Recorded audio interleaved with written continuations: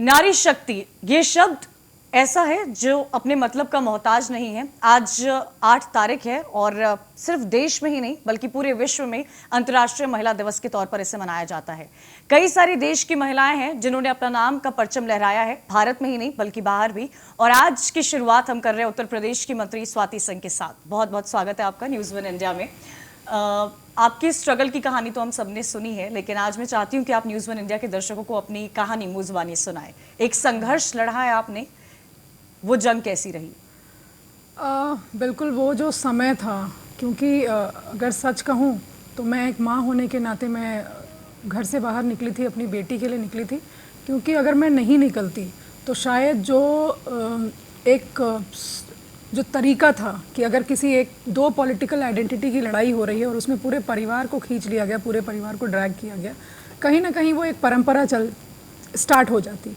इसलिए ज़रूरी था कि मैं निकलूं, अपनी बेटी को प्रोटेक्ट करूं, अपने घर परिवार की महिलाओं को प्रोटेक्ट करूं और साथ ही साथ कभी भविष्य में समाज में इस तरह की चीज़ें ना हो उसको भी रोकना ज़रूरी था। मैं धन्यवाद देती हूं अपने पार्टी के शीर्ष नेतृत्व का, मैं धन्यवाद देती हूं माननीय मुख्यमंत्री जी का कि उन लोगों ने मुझे मौका दिया।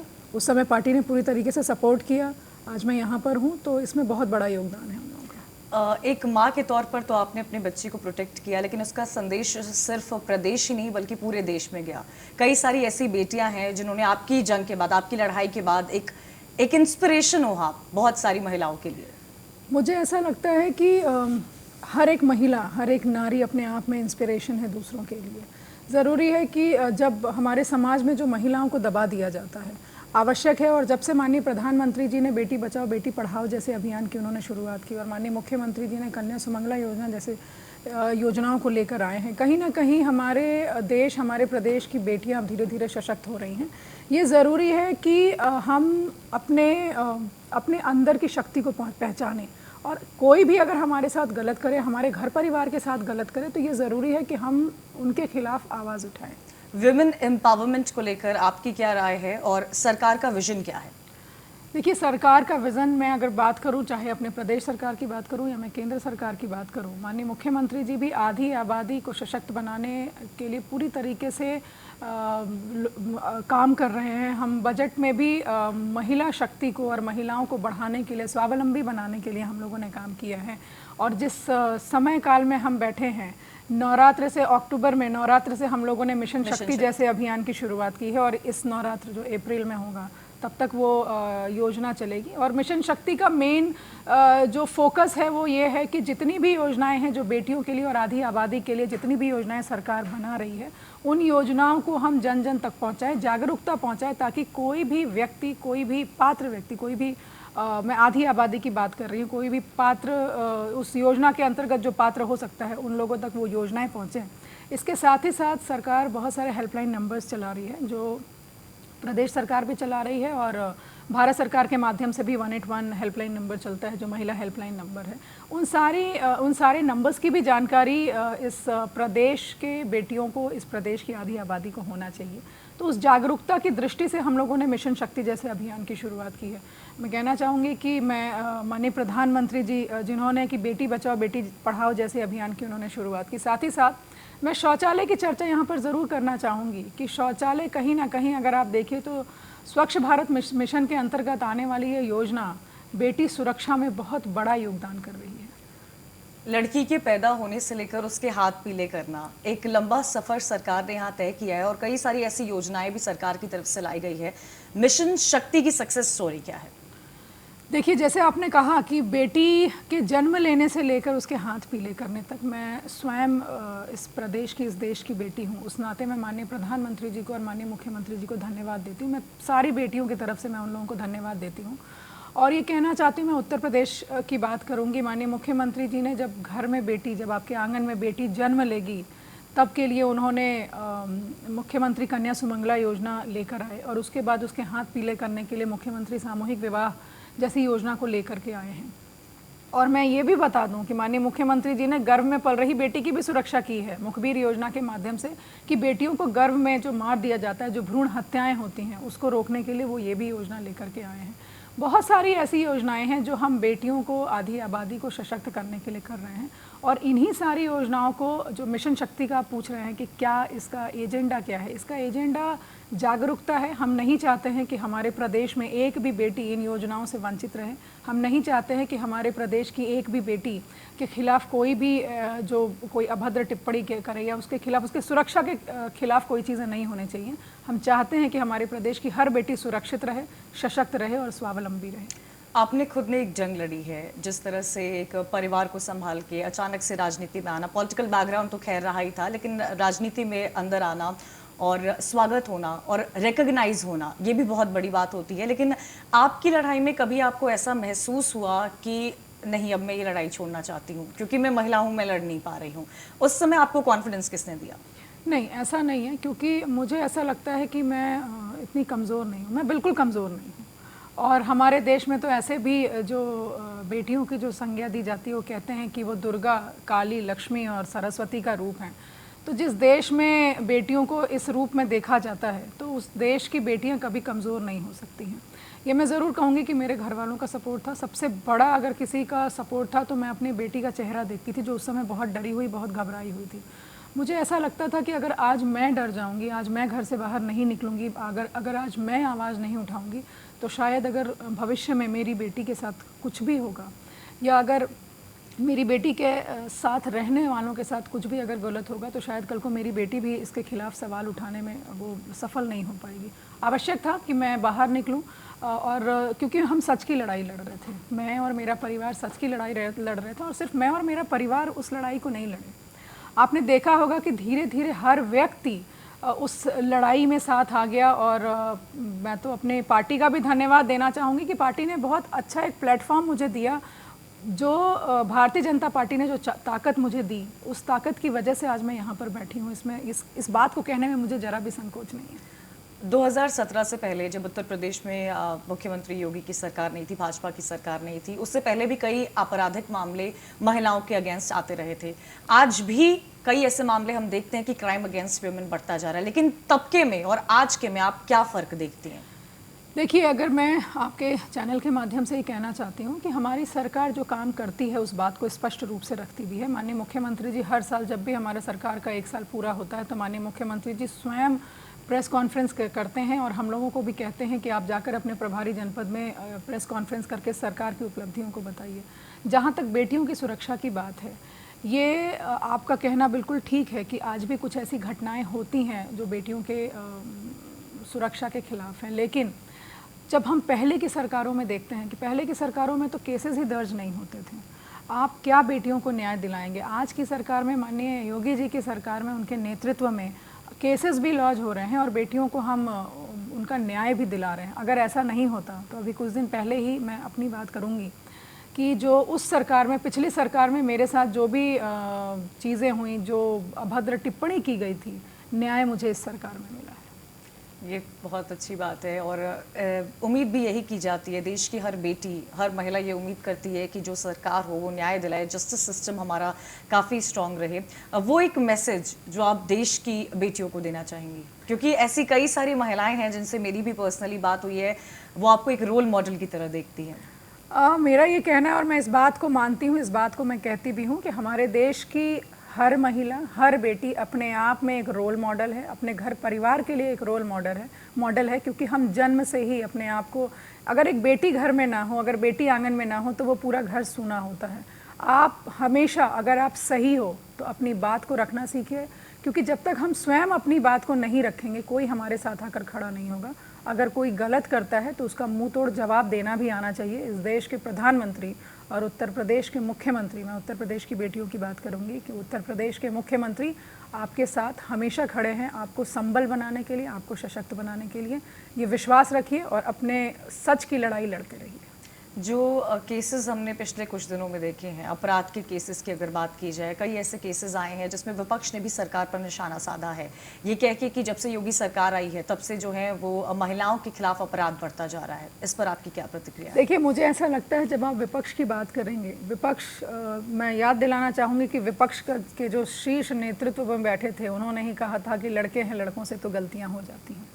हमारे सरकार में माननीय मुख्यमंत्री जी हमेशा इस बात को कहते आए हैं कि जो भी व्यक्ति किसी के भी साथ अगर गलत करेगा तो हम उसे कभी संरक्षण नहीं देंगे, हम उसके खिलाफ कार्रवाई करेंगे। और सिर्फ उन्होंने कहा नहीं, उन्होंने करके भी दिखाया। अगर कोई भी व्यक्ति किसी भी बेटी के खिलाफ, किसी भी महिला के खिलाफ कोई भी ऐसा कोई भी काम करता है जो उसके सुरक्षा के खिलाफ है, जो उसकी अस्मिता के खिलाफ है, तो माननीय मुख्यमंत्री जी ने और हमारी सरकार ने कभी संरक्षण नहीं दिया। हम उसके खिलाफ कार्रवाई करते हैं और करना भी चाहिए। पिछली सरकारों की अगर आप बात करेंगे तो वो सिर्फ बैठकर फेसबुक और ट्विटर पर घर से बैठ करके वो अपडेट करते हैं, हम धरातल पर उतर कर काम करते हैं। विमेन एम्पावरमेंट को लेकर आगे की ऐसी क्या चीज़ें हैं जो पाइपलाइन में? मैं आपको याद दिलाना चाहूँगी 2 अक्टूबर 2019 में माननीय मुख्यमंत्री जी ने हम लोगों ने 36 आवर्स का हमारा एक सेशन चला था, एक हाउस चला था, जिसमें कि जो यूएन के जो सस्टेनेबल गोल्स हैं उसको हम लोगों ने वहाँ पर चर्चा की थी। और उसमें महिला सुरक्षा उसको बहुत इम्पोर्टेंस था, क्योंकि अगर हम स्वच्छता की बात कर रहे हैं तब भी वहाँ महिला आती है, क्योंकि घर आता है। अगर हम सशक्तिकरण की बात करते हैं, महिला सशक्तिकरण की, तब भी वहाँ पर एक महिला है। अगर हम जेंडर इक्वालिटी की बात करते हैं तब भी वहाँ पर एक बच्ची है, एक महिला है। तो कहीं ना कहीं जिस तरीके से प्रदेश में माननीय मुख्यमंत्री जी हर साल, अगर आप बजट को भी देखेंगे, इस बार का भी बजट मैं आपको बता दूं कि माननीय मुख्यमंत्री जी ने एक महिला सामर्थ्य योजना लेकर के आए हैं। और साथ ही साथ आपने देखा होगा कि माननीय प्रधानमंत्री जी अपने मन की बात में भी स्वयं सहायता समूह की महिलाओं की बात करते हैं। उत्तर प्रदेश सरकार ने, माननीय मुख्यमंत्री जी ने स्वयं मेरे विभाग में बाल विकास में जो बच्चों का जो खाद्य सामग्री जो बंटता है, पोषण जो न्यूट्रिशनल फूड जो जा रहा है, वो स्वयं सहायता समूह की महिलाओं के माध्यम से उन्होंने इसके डिस्ट्रीब्यूशन का कार्य शुरू करवाया है, ताकि जो महिलाएं ग्रामीण क्षेत्र की हैं उन्हें कम से कम आर्थिक दृष्टि से मजबूत किया जाए। और सिर्फ मेरे ही विभाग में नहीं, बिजली विभाग में भी उनको इन्वॉल्व किया गया है। जो बिल, जो घरों में जाकर के बिल काटने का जो काम होता है वो कर रही हैं। और साथ ही साथ शिक्षा विभाग में, बेसिक शिक्षा में भी जो यूनिफॉर्म बनाकर बच्चों को देने का काम कर रही हैं। हम कोशिश कर रहे हैं, क्योंकि अगर हम ग्रामीण क्षेत्र की बात करें तो वहाँ पर महिलाएं थोड़ा ज़्यादा पिछड़ी हैं, किसी न किसी कारणवश कम पढ़ी लिखी भी हैं, और गांव के परिवेश में चूँकि रहती हैं तो वो घर से बहुत निकलना उनको अलाउ नहीं है। लेकिन माननीय मुख्यमंत्री जी उन महिलाओं की भी, उन बहनों की भी चिंता कर रहे हैं। ये अपने आप में बहुत बड़ी बात है और आवश्यक है कि जब हम किसी को भी सशक्त बनाना चाहते हैं तो ये आवश्यक है कि हम उसे आर्थिक दृष्टि से, आर्थिक रूप से उसको मजबूत बनाएं। और जब कोई भी व्यक्ति आर्थिक रूप से मजबूत होता है तो समाज अपने आप मजबूत होगा, और महिलाएं तो समाज की धुरी हैं। बिल्कुल, क्योंकि आपने इतने समय से अपने परिवार को देखा, अब भी आप देखती रहती हैं, राजनीति में होने के बावजूद कितना समय आप अपने बच्चों को दे पाती हैं। आपकी एक बेटी का इंटरव्यू मैंने देखा था जिसमें वो कह रही थी कि मैं अपने पिता से ज़्यादा क्लोज हूँ। अक्सर बेटियाँ अपने पिता से बहुत क्लोज होती हैं। उसकी नज़र में प्रदेश की महिला सुरक्षा की छवि कैसी है? मैं आपको बता दूं इस बात को कि मेरी बेटी की सोच जो है वो बहुत बोल्ड है, और मुझे लगता है हर बेटी ऐसी, और हर बेटी को ऐसा होना चाहिए। और उसमें मैं, जैसे उत्तर प्रदेश का लोगों ने बाहर में ऐसा बना रखा था कि उत्तर प्रदेश सुरक्षित नहीं है, ऐसा था। अगर आज के मैं परिवेश की बात करूं, आज माननीय मुख्यमंत्री जी के नेतृत्व की बात करूं, तो ऐसा कुछ भी नहीं। और मेरी बेटी ऐसा नहीं है कि हर वक्त मेरे साथ ही कहीं जाती है, क्योंकि अब वो इतनी बड़ी हो गई है कि उसको कुछ काम करना होता है तो अकेले भी, ऐसा कोई काम है तो अकेले भी जाकर कर सकती है। अगर मैं सुरक्षित नहीं महसूस करती कि मेरी बेटी सुरक्षित रहेगी तो मैं शायद उसको अकेले बाहर नहीं जाने देती।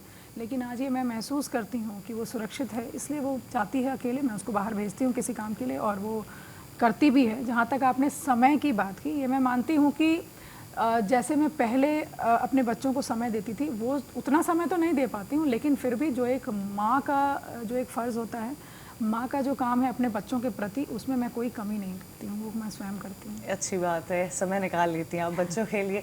इंडिपेंडेंट वुमेन को लेकर आपका विजन क्या है? क्योंकि आज हम इस प्रदेश में रह रहे हैं, ऐसे देश में रह रहे हैं जहाँ पर महिलाओं को फाइनेंशियली इंडिपेंडेंट होना बहुत ज़रूरी कहा जाता है। मेरी मदर भी यही कहती हैं, और कई सारी ऐसी वुमेन से जिनसे मैंने बातचीत की, उनका यही कहना है कि आज की महिला अपने पैरों पर खड़ी हो। सरकार का इंडिपेंडेंट वुमेन को लेकर क्या विजन है? देखिए, मैं आपको बताना चाहूँ, अभी मैंने जैसे थोड़ी देर पहले कहा कि स्वयं सहायता समूह की महिलाएं जो हैं, क्योंकि वो ग्रामीण परिवेश की होती हैं, समूह से जुड़ी हुई हैं, केंद्र सरकार उनके लिए काम कर रही है, NRLM के थ्रू समूह बना रही है, उनको ट्रेनिंग दे रही है, उनको फाइनेंशियली स्ट्रांग हम कर रहे हैं, फाइनेंशियली साउंड कर रहे हैं। उसी तरीके से उत्तर प्रदेश सरकार भी SRLM के माध्यम से भी समूह बने हैं, हम उन्हें भी ट्रेनिंग दे रहे हैं और उनको फाइनेंशियली हम स्ट्रॉन्ग कर रहे हैं। क्योंकि मैंने अभी अभी कहा कि किसी भी व्यक्ति को अगर सशक्त बनाना है तो ये आवश्यक है कि हम आर्थिक दृष्टि से उसको हम मजबूत बनाएं, आर्थिक दृष्टि से हम उसको स्ट्रॉन्ग करें। और इसीलिए माननीय मुख्यमंत्री जी बहुत सारी ऐसी योजनाएं चला रहे हैं जो उनके अपलिफ्टमेंट के लिए है। मैं जहाँ तक आप शहरी बच्चों की अगर बात करेंगे तो भारत सरकार स्किल डेवलपमेंट प्रोग्राम जो चलाती है, उत्तर प्रदेश सरकार हर जनपद में स्किल डेवलपमेंट का काम कर रही है। और बच्चियों को हम इस तरह की ट्रेनिंग दे रहे हैं कि जब वो घर से बाहर निकलें, पढ़कर आगे जाएं, ट्रेनिंग पाकर बाहर जाएं, तो वो एक अच्छी नौकरी उनको मिले, एक अच्छा पैसा कमाएं और अपने साथ साथ अपने घर को भी मजबूत बनाएं। दूसरा मैं बताना चाहूँगी, मेरे पास महिला कल्याण विभाग है जिसमें कि बहुत सारे होम्स हैं जहाँ पर बच्चे रहते हैं, बच्चियाँ रहती हैं, महिलाएं रहती हैं। तो वहाँ पर भी हम लोग महिला कल्याण स्वयं, जो उत्तर प्रदेश सरकार के द्वारा ये योजना चलाई जाती है, हम स्वयं उनको स्किल डेवलपमेंट प्रोग्राम जो है हम कराते हैं, उनको ट्रेनिंग देते हैं, अलग अलग स्किल्स की ट्रेनिंग देते हैं। और हमारे जो महिला कल्याण से जो होम की बच्चियाँ थीं, हमने उनको ट्रेनिंग भी दी और बैंगलोर हम लोगों ने प्लेस भी किया।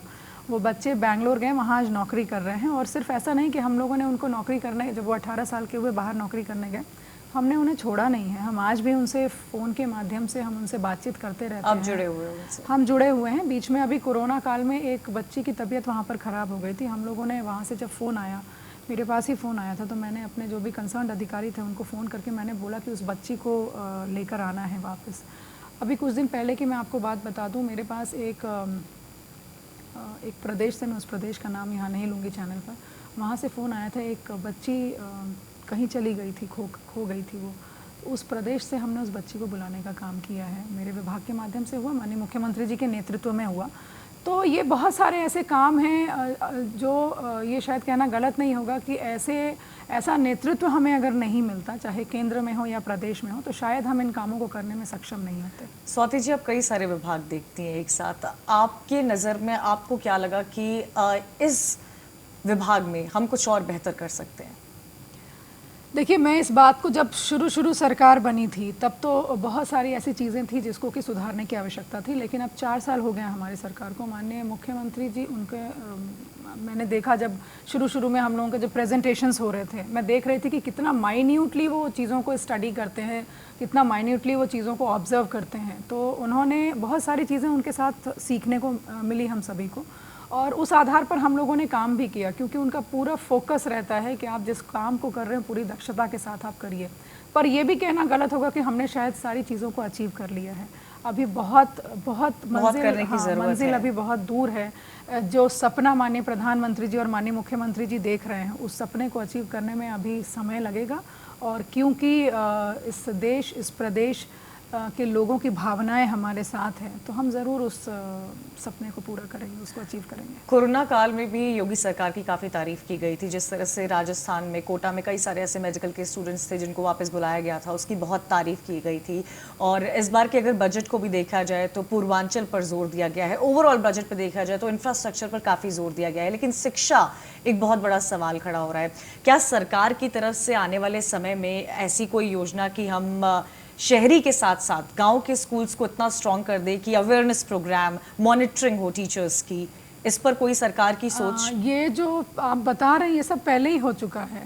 मैं आपको याद दिलाना चाहूँगी, जब 2017 में माननीय मुख्यमंत्री जी ने उत्तर प्रदेश को संभालना शुरू किया था, उसके बाद उन्होंने सबसे पहले शिक्षा पर ही ध्यान दिया था। उन्होंने इस बात को कहा कि हमें अपने स्कूलों की स्थिति को बदलना होगा, क्योंकि लोगों की एक मानसिकता हो गई थी कि सरकारी स्कूल है, टीचर्स भी सोचते थे हम जाएं या ना जाएं, क्या इस मानसिकता को बदल पाए हैं आज? बिल्कुल, ये मानसिकता बदल गई है। आज बच्चे, आप देखिए, सबसे पहले तो मैं यूनिफॉर्म की बात करूंगी कि यूनिफॉर्म, आज बच्चे एक अच्छे यूनिफॉर्म में जा रहे हैं। जैसे एक प्राइवेट और पब्लिक स्कूल में बच्चे जाते थे, उस यूनिफॉर्म को पहनकर बच्चे जा रहे हैं, अंदर से वो अच्छा महसूस करते हैं। साथ ही साथ हम उनको यूनिफॉर्म के साथ साथ स्वेटर, सॉक्स, शूज़, बैग देते हैं, बुक्स देते हैं। बुक्स में भी हम लोगों ने उसमें भी बदलाव किया है, जो ज़रूरी है उनके शिक्षा के लिए, उन चीज़ों पर ध्यान दिया हम लोगों ने। और जो मिड डे मील की बात कर रहे हैं कि पहले सिर्फ ऑन पेपर होता था जो बच्चों को मिड डे मील दिया जाता था, आज हम सही में उन बच्चों को मिड डे मील दे रहे हैं, बच्चे खा रहे हैं। स्वस्थ हो रहे हैं। ये भावनाएं जो लोगों की थी, जो पहले ये था कि नहीं जाएंगे पढ़ाने, आज पूरी मॉनिटरिंग होती है, टीचर्स क्लास में जाते हैं और वहाँ से सेल्फी लेकर के भेजते हैं। तो कहीं ना कहीं एक उस जो बेसिक शिक्षा की आप बात कर रहे हैं, उस परिवेश को हम लोगों ने पूरी तरीके से बदल दिया है। और सिर्फ सरकार ने ही नहीं बदला है, लोगों ने भी पूरी तरीके से योगदान किया है। उन्होंने विश्वास जताया है, सरकार के जो सरकारी स्कूल्स थे उस पर विश्वास जताए हैं और ज़्यादा से ज़्यादा संख्या बढ़ रही है, बच्चे उसमें ज़्यादा से ज़्यादा आ रहे हैं। सरकार के साथ साथ जो सरकार की कई सारी स्कीम्स है महिलाओं को लेकर, प्रदेश की बेटियों को लेकर, समाज का कितना बड़ा रोल होता है? समाज का सबसे बड़ा रोल होता है। मैं इस बात को बार बार कहती हूँ कि संविधान ने कोई अंतर नहीं किया, चाहे कोई बेटा हो या बेटी, उसमें कोई अंतर नहीं है किसी महिला या पुरुष में। सरकार बेटियों को ज़्यादा सुरक्षा प्रदान करती है, समय समय पर ज़रूरत पड़ने पर एक्ट्स बनाते हैं, हमें प्रोटेक्ट करते हैं वो। ज़रूरी है कि समाज अपनी मानसिकता बदले और समाज हम सबसे मिलके बना है। ऐसा नहीं है कि समाज किसी और से मिलकर बना है। अगर हम अपने आप को बदलेंगे, हमें जब बदलने की बात आती है तो हम अगल बगल देखने लगते हैं कि भाई वो बदल जाए, वो बदल जाए। हम ये नहीं सोचते हैं कि हम स्वयं में बदलें। जब हर व्यक्ति ये सोचेगा कि हमें स्वयं में बदलने की आवश्यकता है तो समाज अपने आप बदलेगा। मैं बहुत छोटा सा उदाहरण दूंगी। जब हमारे समाज में किसी भी बेटी के साथ कोई कुछ भी गलत करता है तो कहीं ना कहीं हम अपनी बेटियों को अंदर दबा देते हैं, हम उनकी आवाज़ को दबा देते हैं। आप स्वयं इस जगह पर पहुंचिए, समाज को स्वयं इस बात को समझना चाहिए, सोचना चाहिए कि आज हमारी बेटी के साथ गलत हुआ, अगर हम आज उसके साथ खड़े नहीं रहेंगे तो कोई खड़ा नहीं रहेगा। आवश्यक है कि हर परिवार अपनी बेटी को इतना सशक्त बनाए, ईश्वर ना करे कभी किसी के साथ कोई भी ऐसी घटना घटे, लेकिन अगर कोई घटना घटती है तो सबसे पहले घर के जो उसके माता पिता हैं उनको अपनी बेटी को बाहर लेकर आना चाहिए, पुलिस में जाकर रिपोर्ट करानी चाहिए। और साथ ही साथ जो उनके आसपास जो लोग रहते हैं, जो समाज के लोग हैं, उन्हें भी उस बेटी का योगदान करना चाहिए और तालियां बजानी चाहिए कि बेटा तुम्हारे अंदर इतनी हिम्मत है कि तुमने जा कर के और उसका विरोध किया जिसने तुम्हारे खिलाफ कोई काम किया है। तो ज़रूरी है कि समाज में इस बदलाव को लाने का और इस सोच को पनपने की आवश्यकता है, बदलने की जरूरत है। एक आखिरी सवाल स्वाति जी आपसे लेना चाहती हूँ। आपने एक बहुत बड़ी जंग लड़ी, आपकी बेटी के सोचकर आपने इतनी बड़ी जंग लड़ी, जैसे कि आपने बताया वो भी बहुत स्ट्रांग है, आप भी बहुत स्ट्रांग हो। एक उन महिलाओं के लिए, देश की बेटियों के लिए आप क्या मैसेज देना चाहती हूँ कि उनमें हिम्मत आए कि वो अपनी फाइट खुद लड़ सके? बिल्कुल सही आपने कहा कि हिम्मत आए कि वो अपनी फाइट स्वयं लड़ सके, क्योंकि जब तक हम अपनी लड़ाई, अपनी बात स्वयं रखना नहीं सीखेंगे, कोई जान ही नहीं पाएगा कि आपके साथ क्या गलत हुआ है या क्या लोगों ने आपके साथ कर दिया है। आवश्यक है कि आप अपनी लड़ाई की शुरुआत स्वयं करिए। जब अगर सच की लड़ाई है तो जब आप अपनी लड़ाई की शुरुआत स्वयं करेंगे, जब आप एक परचम लेकर चलेंगे तो उस परचम को लहराने के लिए सारे हज़ारों लाखों लोग आपके साथ आकर खड़े हो जाएंगे। बस यही मैं अंतर्राष्ट्रीय महिला दिवस पर ये मैं मैसेज देना चाहती हूँ। और मैं ये ज़रूर कहूँगी कि डरने की ज़रूरत नहीं है, ना तो इस देश की बेटियों को, क्योंकि इस देश का नेतृत्व माननीय मोदी जी कर रहे हैं। डरने की ज़रूरत नहीं है उत्तर प्रदेश की बेटियों को, क्योंकि उत्तर प्रदेश का नेतृत्व माननीय मुख्यमंत्री जी योगी जी कर रहे हैं। तो इसमें डरने की कोई आवश्यकता नहीं है, सरकार आपके साथ है। ज़रूरी है कि आप अपनी आवाज़ को ज़रूर बुलंद करिए। Happy international women's day. Thank you same to you. और आपके चैनल के माध्यम से मैं सिर्फ अपने प्रदेश, अपने देश की ही आधी आबादी को नहीं, पूरे विश्व की आधी आबादी को मैं अंतर्राष्ट्रीय महिला दिवस की शुभकामनाएं देती हूँ। बहुत बहुत शुक्रिया आपका हमारे साथ जुड़ने के लिए इस खास मौके पर। धन्यवाद। तो ये थी हमारे साथ उत्तर प्रदेश मंत्री स्वाति सिंह। कई सारे विभाग इनके पास हैं, किस तरह वुमेन एम्पावरमेंट को लेकर सरकार काम कर रही है इसका जिक्र किया। साथ ही साथ सिर्फ देश की बेटियों को ही नहीं बल्कि देश के हर वर्ग के लोगों को हैप्पी इंटरनेशनल वुमेन्स डे की शुभकामनाएं भी दी।